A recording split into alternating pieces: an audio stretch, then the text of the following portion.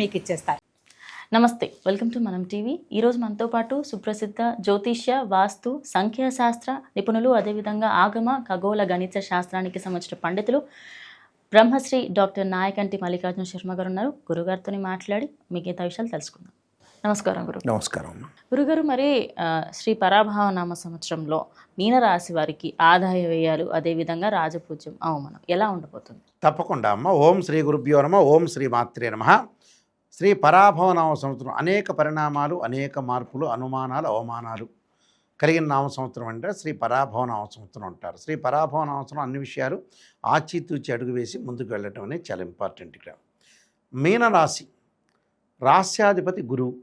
అంటే మీనరాశి వాళ్ళకి ఏమిటంటే తొందరపాటు ఎక్కువగా ఉంటుంది సహజంగా. అంటే తొందరగా ఉండటం, ఆవేశపడటం ఒకటి, అప్పుడప్పుడు స్మూత్గా ఉండటం, అప్పుడప్పుడు కోపం అనేది బాగా పెరగటం ఒకటి, గ్రాస్పింగ్ పవర్ ఎక్కువగా ఉన్నది మీనరాశి వాళ్ళకి.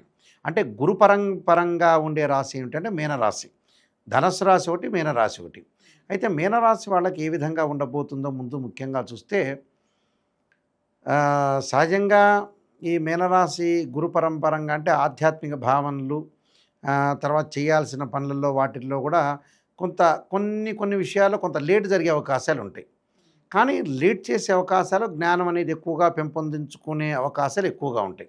అందులో పూర్వాభాద్ర నక్షత్రం 4వ పాదంలో జన్మించిన వాళ్ళు కానీ, ఉత్తరాభాద్ర నక్షత్రం 1, 2, 3, 4 పాదాలు, రేవతి నక్షత్రం 1, 2, 3, 4 పాదాలు జన్మించిన వాళ్ళందరూ కూడా మీనరాశి అవుతారు.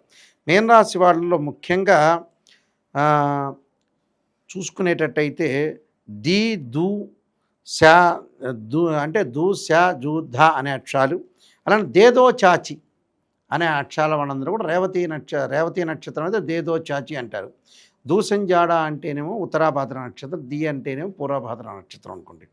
అయితే ఆదాయం అనేది 14 ఉంటుంది, ఖర్చు అనేది 11 ఉంటుంది. అలానే గౌరవం 7 ఉంటుంది, అవమానం 2 ఉంటుంది. అంటే ఆదాయం బాగుంటుంది, గౌరవ మర్యాదలు కూడా బాగానే ఉంటాయి. గౌరవ మర్యాదలు ఆదాయం విషయంలో చాలా అనుకూలమైన రిజల్ట్స్ వచ్చే బాగా ఎక్కువగా ఉన్నాయి.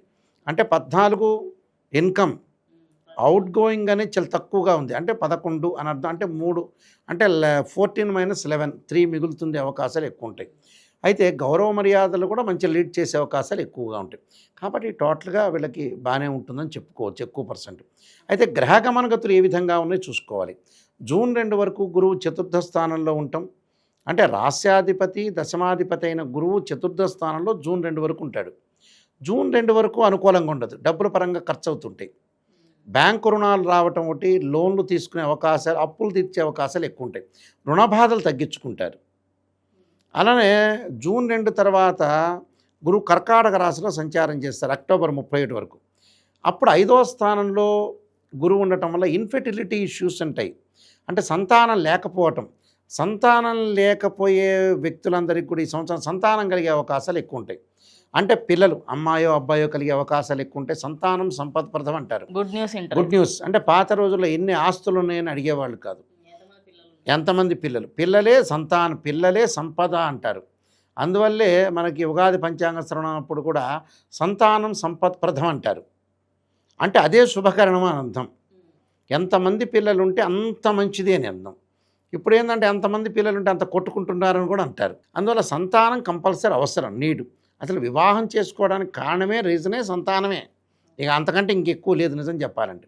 అందువల్ల 5వ స్థానంలో గురువు ఉండటం వల్ల కర్కాటక రాశిలో జూన్ 2 దగ్గర నుంచి అక్టోబర్ 31 చాలా బాగుంటుందని చెప్పుకోవచ్చు. మళ్ళీ అక్టోబర్ 31 నుంచి కొంచెం డబ్బులు ఖర్చు అవుతుంటాయి వాళ్ళకి. అంటే ఈ సంవత్సరం బంగారు ఆభరణాలు బాగా కొనుగోలు చేసే అవకాశాలు ఉంటాయి. వస్త్రాలు, కాస్మెటిక్ మీద పెట్టడం అవకాశం ఉంటుంది. అలానే హెల్త్ సంబంధించిన విషయాలు కొంత జాగ్రత్తగా ఉండాలి. అంటే ఇబ్బందులు ఏం లేవు, కానీ కొద్ది హెల్త్ మీద, పాయింట్ ఆఫ్ హెల్త్ మీద కొంత కాన్సన్ట్రేషన్ చేయాలి.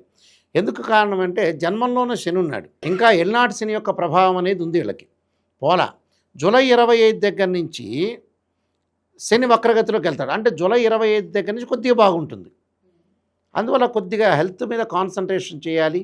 వివాదాలకు దూరంగా ఉండాలి, ఆర్గ్యుమెంట్స్కి దూరంగా ఉండాలి. మనకి విల్ పవర్ ఉంది కదా, గ్రాస్పింగ్ పవర్ ఉంది కదా అని ఎక్కువగా మాట్లాడితే ఇబ్బందులు కలిగే సూచనలు ఉంటాయి.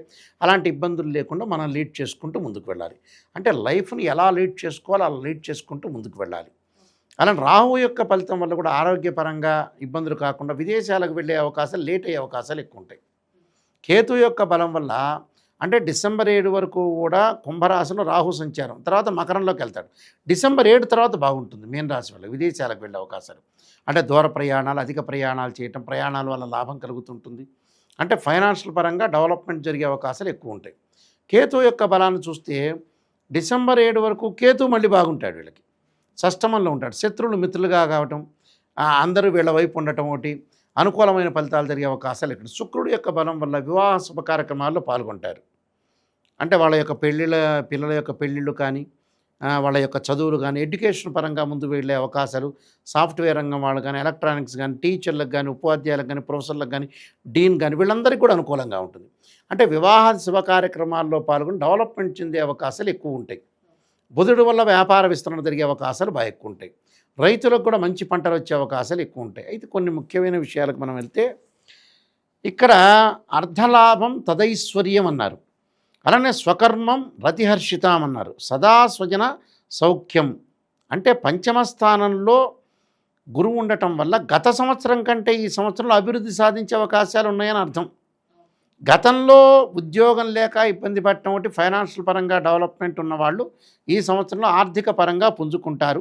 సంఘమునందు కీర్తి ప్రతిష్టలు, చాలా కాలం నుంచి నిలిచిపోయిన పనులు నెరవేరటం, ధనలాభం, వృత్తి ఉద్యోగాల యందు అభివృద్ధి, మిత్రుల వల్ల లాభం, వివాహం కాని వారికి వివాహం జరగటం ఒకటి, ఉద్యోగం లేని వారికి ఉద్యోగం లభించటం మొదలగు శుభ కార్యక్రమాలు జరిగే అవకాశాలు ఎక్కువ ఉంటాయి. అంటే ఎలినాటి శని యొక్క దోషం వల్ల కూడా అప్పుడప్పుడు కొన్ని సమస్యలు, అనారోగ్య సూచనలు, ఉద్యోగులు అధికారుల యొక్క సహాయ సహకారం లభించడం, ఉద్యోగం నుండి అభివృద్ధి కోరుకున్న స్థలంలో బదిలీలకు కావటం, ట్రాన్స్ఫర్ అవుతారు. వాళ్ళు ఎవరైతే ఎంప్లాయీస్ ఉంటారో వాళ్ళకి ఇష్టమైన ప్రదేశానికి ప్లేస్కి ట్రాన్స్ఫర్ కావటం ఒకటి, ప్రమోషన్లు, ధనలాభం, కీర్తి ప్రతిష్టలు పెరగటం, తోటి ఉద్యోగుల యందు గౌరవం, సాఫ్ట్వేర్ ఎంప్లాయీలకి విదేశీ ప్రయాణాలు అనుకూలించటం, ప్రమోషన్లు, ఇంక్రిమెంట్లు, అన్ని రకాల ఉద్యోగాలకి ఉద్యోగస్తులందరికీ కూడా అనువైన కాలం అని చెప్పుకోవచ్చు. వ్యాపారులకు అనుకూలమైన కాలం, వ్యాపారాభివృద్ధి, కొత్త వ్యాపారాలు ప్రారంభం చేయటం, ఇసుక వ్యాపారము, నూనె, కలప, సిమెంటు వీళ్ళందరికీ అనుకూలంగా ఉంటాం. కిరాణా, ఫ్యాన్సీ, మెడికలు, పుస్తకాలు, ఎరువులు, కెమికల్స్ వాళ్ళకు కూడా అధిక లాభాలు ఉండటం, అలానే రియల్ ఎస్టేట్ వాళ్ళకి బాగుంటుంది. అలానే జూన్ తర్వాత అంతా కూడా అభివృద్ధి చెందే అవకాశాలు ఎక్కువ ఉంటాయి. స్పేర్ పార్ట్లు, ఆటోమొబైల్ వాళ్ళకు కూడా అనుకూలంగా ఉంటాం. అలానే రైతులకు కూడా, వ్యవసాయదారులకు కూడా పంటలు కలిసి రావటం, రుణాలు తీర్చుకునే అవకాశాలు ఎక్కువ ఉంటాయి. రాజకీయ నాయకులకు అన్ని విధాలు అనుకూలమైన కాలం, పార్టీ మార్పులు, అలానే స్నేహితుల వల్ల లాభం కలిగే అవకాశాలు ఎక్కువ ఉంటాయి. కుటుంబ సౌఖ్యం, అలానే సినిమా యాక్టర్ల, కళాకారులకు కూడా అభివృద్ధి సాధించే అవకాశాలు ఎక్కువ ఉంటాయి. అంటే టోటల్గా మీనరాశి వారికి ఎవ్రీథింగ్ విల్ బి ఓకే అని చెప్పుకోవచ్చు. దాదాపు 85 మార్క్స్ అనేది వేయచ్చు ఎగ్జామ్ అవుట్ ఆఫ్ 100కి. చాలా బాగుందని చెప్పుకోవచ్చు. ఆరోగ్య విషయంలో కొంత జాగ్రత్త పడటం అదొక్కటే మెయిన్. కుజుడు వల్ల కొంత వాహన ప్రమాదాలు జరిగే అవకాశాలు ఉన్నాయి. అలా ఆ 2 విషయాలు, మిగతా అంతా కూడా అనుకూలంగా ఉండే అవకాశాలు ఖచ్చితంగా కొన్ని పరిహారాలు చేసుకొని ముందుకు వెళ్ళాలి. మరి మీనరాశి వాళ్ళకి పరిహారాలు ఏంటి? విష్ణు సహస్రనామ పాలన చేసుకోవాలి. శరీరే జర్జరీభూతే వ్యాధిగ్రస్తే కళేబరి ఔషధం జాహ్నవీతోయం వైద్యో నారాయణహరి అనే మంత్రాన్ని చక్కగా చదువుకోవడంలో ఆరోగ్యపరంగా ఇబ్బందులు తొలగిపోతాయి. అలానే ఇంకా డెవలప్మెంట్ కావటానికి యక్షాయ, కుబేరాయ, వైశ్రవణాయ, ధనధాన్యాధిపతే ధనం ధాన్య సమృద్ధిమే దేహిమే దాపైస్వ అనే మంత్రాన్ని, అలానే సుబ్రహ్మణ్య స్వామి యొక్క అష్టకాన్ని చదువుకోవటం ఒకటి, మంగళవారం రోజున ఉపవాసం చేయటం చాలా మంచిది.